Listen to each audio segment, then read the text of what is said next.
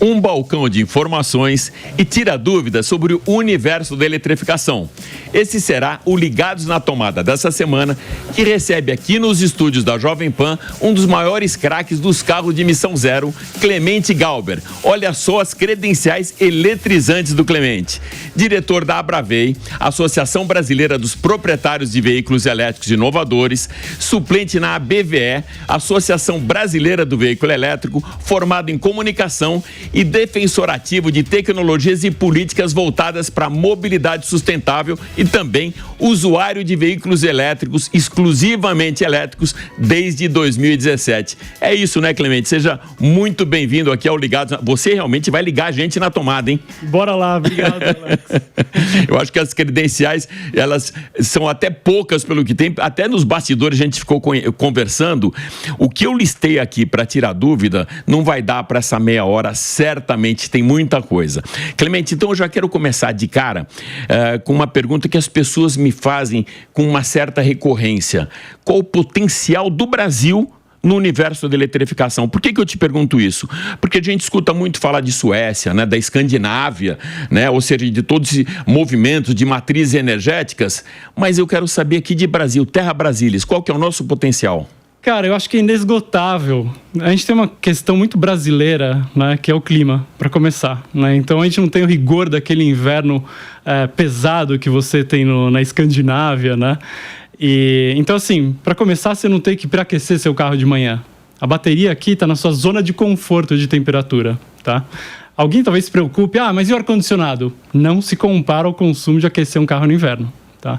Você não tem o gelo, que também é uma questão que manobrar o cabo de recarga, né? E num carro elétrico, o inverno, ele tem um impacto muito grande na autonomia. O ar fica mais denso, tem que aquecer a cabine, a bateria. Então, para começar, que o nosso clima ideal. Depois, segundo o Sandoval, da ANEEL, diretor da ANEEL, ele falou o seguinte: o Brasil hoje vive um momento de gigantesca sobreoferta de energia elétrica. Hoje, 15% da energia elétrica que a gente produz no Brasil não tem como ser usada.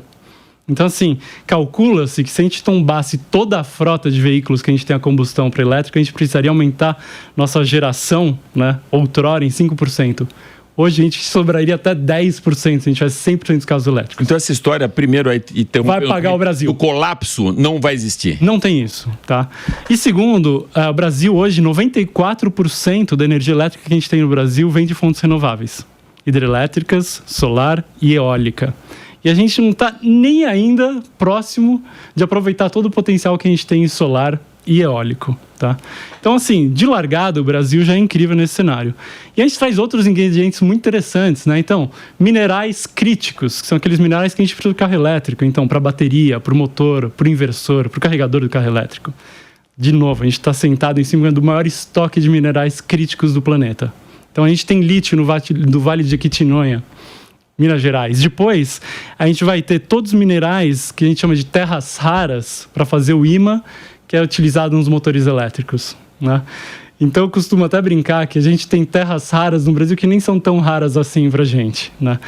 E, finalmente, eu acho que tem questões muito intrínsecas ao brasileiro em si, né? Então, a gente nota que o brasileiro só perde para o chinês na intenção de comprar um carro elétrico, né? Então, a Ford Trends faz todo ano um pool do mercado para ver qual o interesse por modais sustentáveis. A gente só perde para o chinês. Então, o chinês, 81% quer carros elétricos.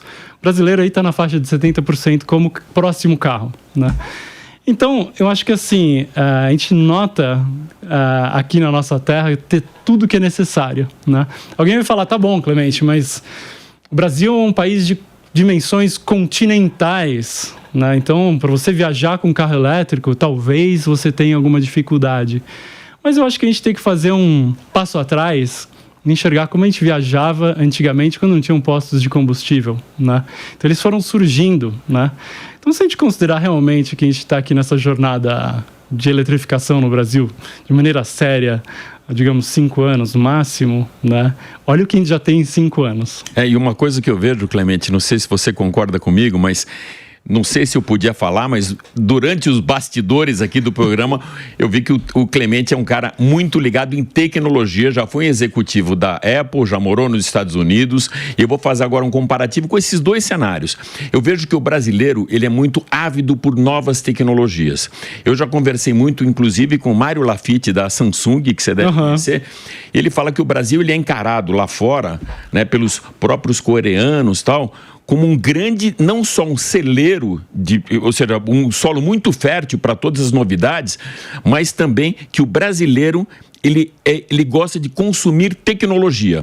Então isso pode ser um gatilho também para o carro elétrico. Diferentemente do que a gente viu antigamente com as outras chegadas dos elétricos, eu vejo agora essa nova onda muito mais consistente, com carros mais tecnológicos, com um custo muito mais acessível para o consumidor.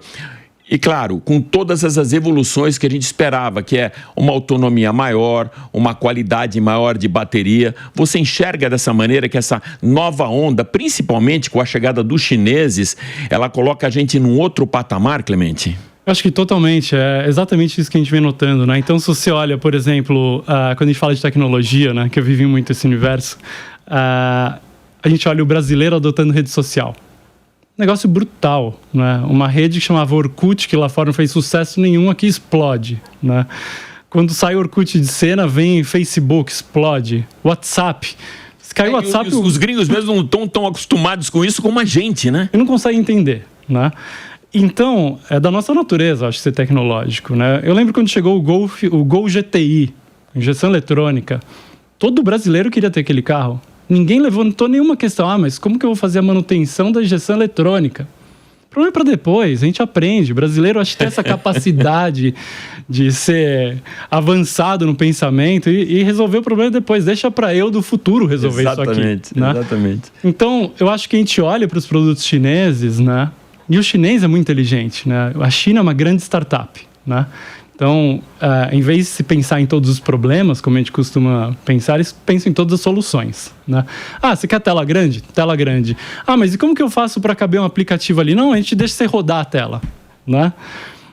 E a bateria, como a gente faz? Tá bom, vamos precisar uma química melhor. Então, por exemplo, hoje todos os carros chegando no Brasil, a maior parte deles tem baterias com uma tecnologia que chama LFP, livre de cobalto e outros minerais muito caros, né? Que é melhor do que a gente tinha antes. E o Ocidente falou, talvez o carro elétrico vai demorar um tempo, eu não vou pesquisar muito. A China deu um double down no negócio, fez um all-in em bateria, né? Então o que a gente tem, de repente, são produtos extremamente tecnológicos, extremamente amigáveis ao usuário, e aquilo que se falava que o chinês ele não consegue fazer o software, a interface. Sabe o que ele fez? Foi lá na Califórnia e levou a galera para a China. Então, Design. Trouxe caras da Audi, exato, né?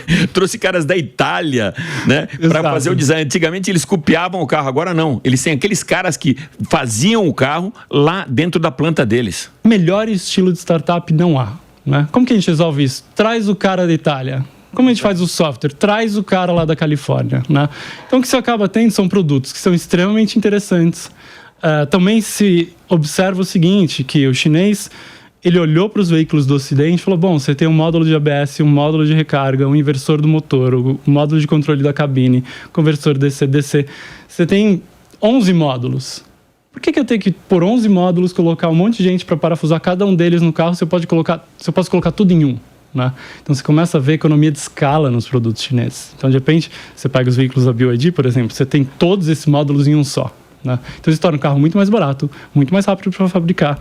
E você começa a usar vários dos componentes. Por exemplo, quando eu estou carregando, né, eu estou usando um componente que quando eu estou dirigindo ele está lá parado fazendo nada. Né? Então eles começam a otimizar esses componentes de forma que eles trabalham todo o tempo. Então reduz em 50% componentes instalados dentro do carro. Né? Então, mais do que uma paridade de valor em relação aos veículos a combustão, né, eles começam a oferecer vantagens competitivas financeiras. Né? Então, assim como a gente observou com a energia solar, que no começo, vamos dizer, começo dos 2000, era uma coisa só dos engajados meio ambiente e tal, ou você usava a energia solar para fazer uma propaganda, né? Hoje a energia solar é uma questão que vem para amenizar sua conta no fim do mês de energia elétrica. Né? Então, na melhor escola de Chicago de economia, né? When money talks, bullshit walks. Né? Então, assim, Quando o negócio pega no seu bolso, você enxerga o benefício imediato naquele produto. E é onde a gente está no Brasil, né? Eu vou querer ir para um lado agora bem mais prático, como um balcão de informações, como eu falei aqui, né? Um tira-dúvidas. Como você falou de custo, eu vou alinhar isso exatamente com o custo. Mandaram uma série de perguntas aqui, como eu te falei. Eu não vou ter tempo de ir para todas elas, mas eu vou pensar aquelas que podem trazer uma melhor utilidade pública aí para a nossa audiência. Primeiro, aquele cara que tem ainda uma certa rejeição no condomínio da sua casa. Porque uma coisa que eu acabei aprendendo aqui com o setor é que você ter um carro 100% elétrico é muito importante que você tenha a infraestrutura de recarga na sua casa, no seu ambiente de trabalho e que você vai usar esse 100% elétrico muito mais no ambiente urbano, ou seja, para a mobilidade urbana. Mas ainda assim, existem alguns gargalos nos condomínios. Como esse cara que tem um carro 100% elétrico quer comprar, como que ele vai convencer o condomínio dele que o carro não vai explodir no subsolo, que não vai sobrecarregar toda a rede elétrica do prédio, que vai dar um problema? Eu acho que toda a tecnologia que chega, ela chega causando, né? Então, você chega para o seu vizinho, para o seu síndico e fala, olha, eu gostaria de colocar uma estação de recarga, ele vai primeiro olhar com uma vontade de também querer ter aquilo, mas talvez não poder, ou se colocar talvez no caminho da sua vontade. Afinal, ele manda naquele espaço, né? Então é um pouco complexo, às vezes, você conseguir convencer. Então, até um pouco egoísta, porque se ele não tem a possibilidade daquele carro, ele não vai olhar com bons olhos. Exato. Mas a primeira coisa que eu gostaria de dizer é o seguinte, isso faz parte de toda a tecnologia quando chega. Né? Então, quando chegou a luz elétrica, as pessoas falam, isso é uma coisa muito perigosa. Todo mundo vai morrer eletrocutado. Você vai se emaranhar nos cabos da rua. Tinha até propaganda anti-eletricidade, né? No final do século retrasado, né? E coisas muito sinistras. Então, você pegava na ilha de Coney Island, o Edison, ele eletrocutou um elefante que tinha agredido o tratador dele em praça pública, né, em Nova York, para dizer, olha, corrente alternada é muito perigoso, sendo que ele defendia o sistema DC. Era uma briga do Westinghouse contra o Edison. Então, sempre quando chega uma novidade, ela causa. E quando chega no seu condomínio, vai causar também. O que eu tenho a dizer para quem tiver responsável pela decisão de permite ou não instalar, é o seguinte, pense que daqui 5 anos, talvez não vai ter nenhum carro que não possa ser carregado.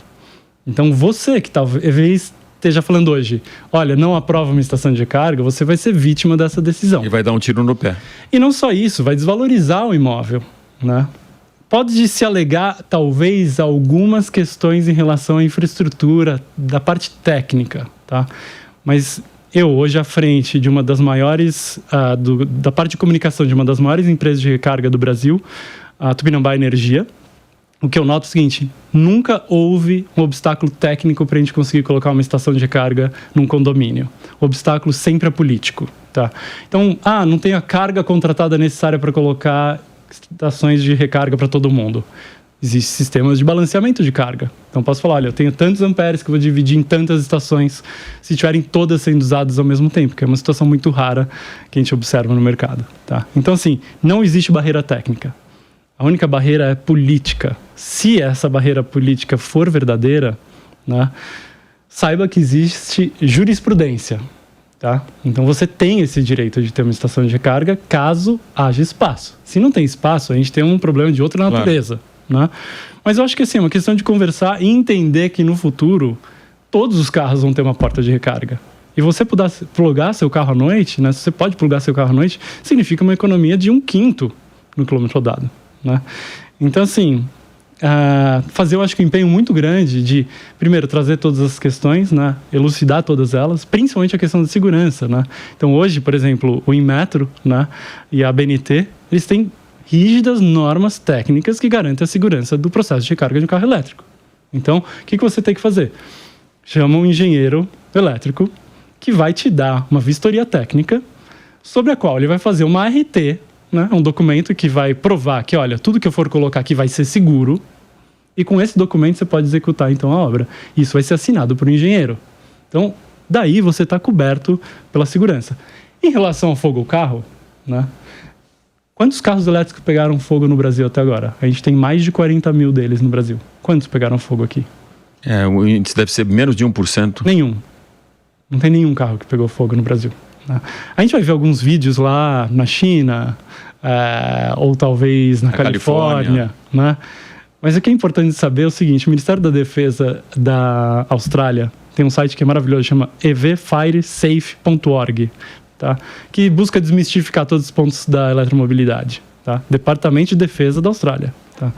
Então eles vão atrás de cada episódio de carro elétrico que pega fogo no universo, no Brasil, desculpa, no planeta, tá? Estão criando um database e vendo qual a razão real desse carro ter pego fogo.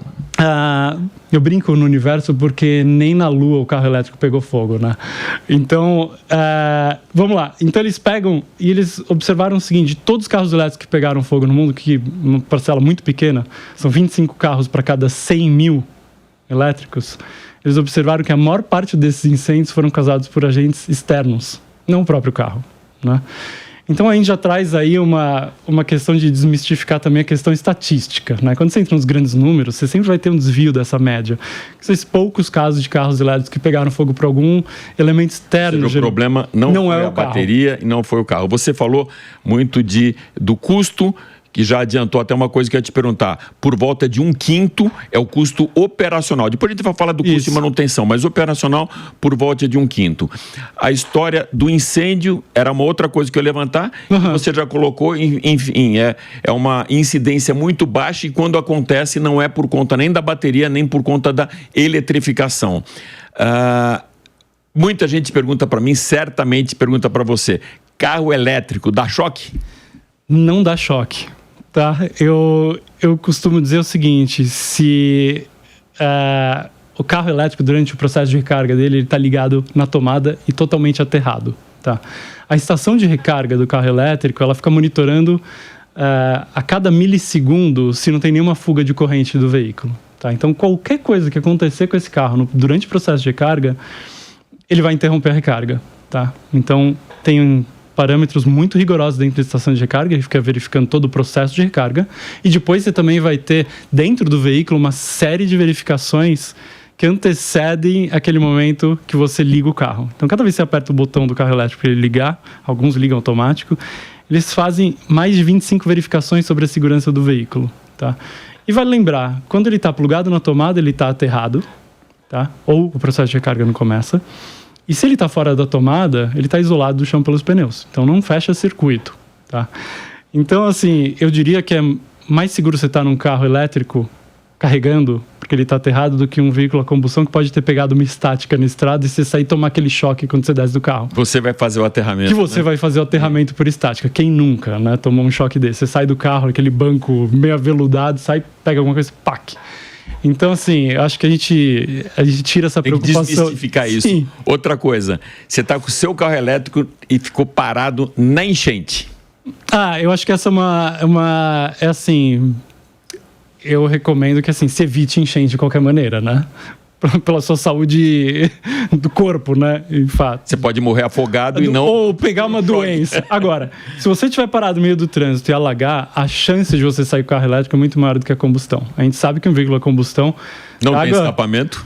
Você não... Para invadir água dentro do motor? Exato. Um veículo elétrico, você não tem a parte de admissão de ar, né? Que normalmente fica uns 50 centímetros do chão. Então, não tem calço hidráulico. O carro elétrico, porque ele não aspira ar para funcionar. Também não tem escapamento para soltar os gases do motor.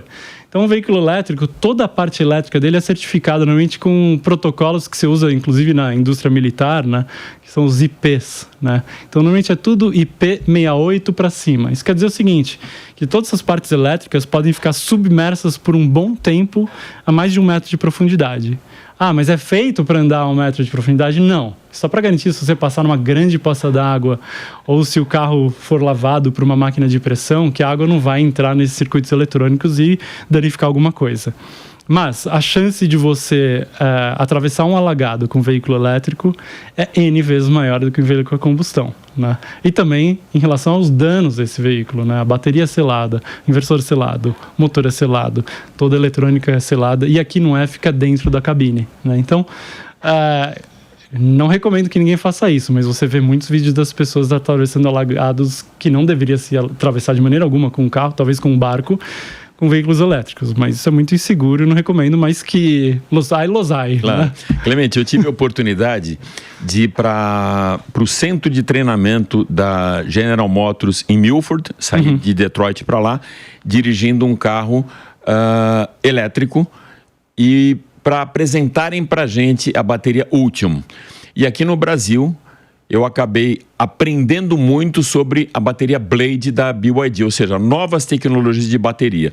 Muita gente pergunta também o que fazer com o descarte de bateria, se a bateria é segura, se você bate o carro, por exemplo, embaixo, se ele danifica a bateria inteira, se danifica uma célula. Então, eu queria que você falasse um pouco, fizesse um pouco o raio-x hoje, como estão as baterias, em que nível que a gente está de evolução das baterias e como, por exemplo, pode ser feita a troca de uma célula. Se é realmente possível isso, ao invés de trocar toda a base, né, toda a bateria do carro, o pack de bateria, mas se é possível você trocar uma célula com um custo muito mais baixo. Olha, eu acho que você trouxe dois exemplos muito pertinentes, né? Que são os veículos da GM, na Chevrolet, e também os da BYD. Em comum, o que você nota nessas duas montadoras e muitas outras, né? Que a bateria é rigorosamente protegida contra elementos externos, né? Perfuração e impacto, né? Então, você olha a GM, ela tem o que eles chamam de cradle, né? Então, assim, na parte inferior da bateria, você tem uma estrutura de aço que suporta ela, né? Então, se você colidir essa bateria com, sei lá, uma lombada, um obstáculo qualquer, você vai, na verdade, colidir a estrutura e não o interior da bateria, né? Então, ali você tem uns bons 8, 10 centímetros de ácido bom, né? Antes de você chegar no interior da bateria. Você olha veículos como BYD, qualquer um deles, né? Você vai ter, primeiro, um gabinete para bateria extremamente sólido e robusto, e ainda inferior à parte dele, você vai ter um escudo de proteção normalmente feito num composite, que é alguma coisa de Kevlar ou fibra, né? Que garante que se você encontrar alguma coisa na pista, aquilo vai desviar da bateria, né? Então, assim, eventualmente você vai ver um vídeo, eu só conheço um vídeo no Brasil, o cara falando, bateu aqui e amassou, né? Então, para esses, poxa, seguro, né? Aciona o seguro, né? Ou compra um carro que tem uma garantia estendida na bateria. Também, exato. Né? Mas é muito raro isso. São totais desvios de média. A gente está imerso nesse público. Só vi um único caso no Brasil. Tá? E a gente está falando de um estoque de veículos elétricos de 40 mil num país cujas ruas são problemáticas. Tá? Na eventualidade de acontecer um impacto desse, né, foi interessante que depois uma universidade desmontou o pack desse carro que teve a parte interna da bateria danificada. É um veículo que foi meio adaptado para ser elétrico, ele não nasceu elétrico como um BYD ou um Chevrolet. E eles observaram o seguinte, o impacto nada mais fez do que soltou um tubo de arrefecimento dentro do pack. Então eles abriram o pack e conectaram o tubo de novo, estava resolvido. Tá? Na eventualidade dessa bateria tiver ocorrer uma falha com a bateria, né? Então vamos supor que você está andando com seu carro, acende uma luz e falha na bateria, né? No caso das baterias da Chevrolet, elas são todas modulares, você pode tirar um módulo, colocar outro e segue. No caso das baterias Blade, né, por exemplo, eles usam células enormes lá dentro que atravessam a bateria de um lado ao outro, inclusive é um elemento estrutural dela, e parece que você pode substituir também essa célula, né? Mas, de novo, são casos tão raros, entendeu? Que a gente nem tem conhecimento de que isso já foi feito, inclusive nos carros da Chevrolet, né? Que já estão aí há mais tempo. Então, o que eu diria é o seguinte, a chance de você ter que refazer um motor, uma retífica de um motor a combustão, porque furou uma mangueira, ele fundiu, ou deu um calço hidráulico numa enchente, ou você esqueceu de trocar o óleo e deu uma borra, é N vezes maior do que você ter que reparar uma bateria de carro elétrico. Até porque, se você for fazer um raio-x num carro movido a motor a combustão, o carro elétrico é muito mais simples. Ele tem menos elementos, ele pode ter muito mais tecnologia embarcada, mas o número de elementos, ou seja, para dar problema, é menor. Eu queria abordar 2 pontos com você ainda. Primeiro, o crescimento, como você viu, o crescimento nos últimos anos da eletrificação, principalmente se a gente comparar do ano passado já com o começo desse ano, né? E também o ponto que a gente vai chegar de ter um custo, hoje já é muito democratizado, né? O carro elétrico, o universo da eletrificação para o cidadão comum, mas a gente ainda pode abaixar esse custo. Então, começando aí por esse crescimento, como que você vê esse cenário no Brasil hoje? Eu estou achando maravilhoso, né? Porque isso renova meus votos realmente de esperança com a nação e com o brasileiro, né? Então, acho que o brasileiro, ele gosta muito de tecnologia, ele compreende rápido o valor da tecnologia, né? E faz uso dela de maneira muito avançada, né? Então, eu acho que se a gente olha uma pequena fotografia muito interessante de começo de fevereiro de 2024, a gente tinha um estoque de veículos elétricos desde o primeiro Gurgel elétrico lá nos anos 70 até hoje, ou seja, até começo de fevereiro de 2024, de mais ou menos 40 mil carros 100% elétricos registrados no Brasil. Em uma semana, a BYD vendeu no Brasil 7.600 Dolphin Mini 100% elétricos. E vendeu, a intenção de compra ela aconteceu antes do consumidor saber o preço. E a confiabilidade na eletrificação.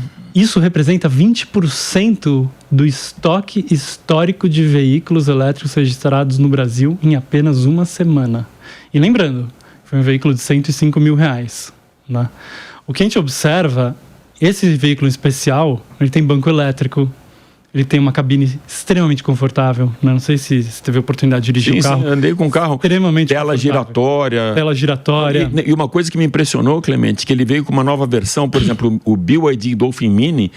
Muita gente falava, não, vai vir com um custo mais baixo que o Dolphin, que é 150 mil, mas eles vão tirar muita coisa para conseguir fazer isso. Não, eles colocaram carregador por indução, continuaram com freio a disco, eles trouxeram gadgets de tecnologia, como você abrir o carro simplesmente colocando um cartão, você batendo um cartão, como tem o touch, né? Você coloca o cartão no retrovisor, ele abre o carro. Então, isso me impressionou muito. Um carro com um custo mais baixo e com mais tecnologia embarcada, ou seja, esse crescimento ele está realmente alto.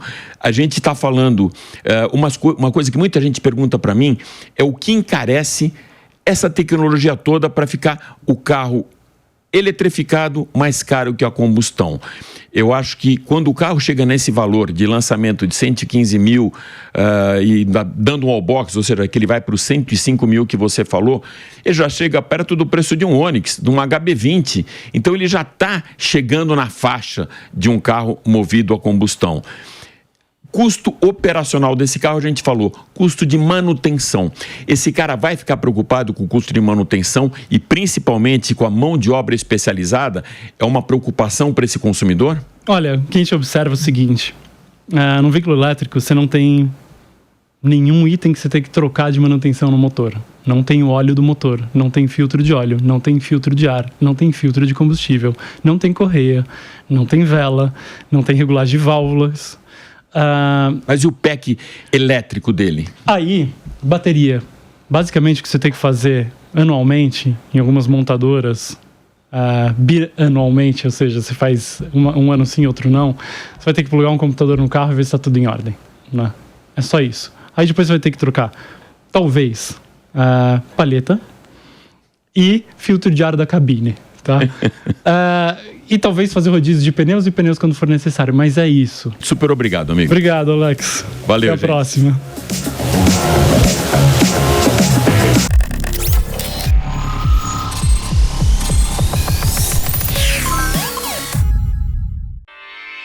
Realização Jovem Pan News.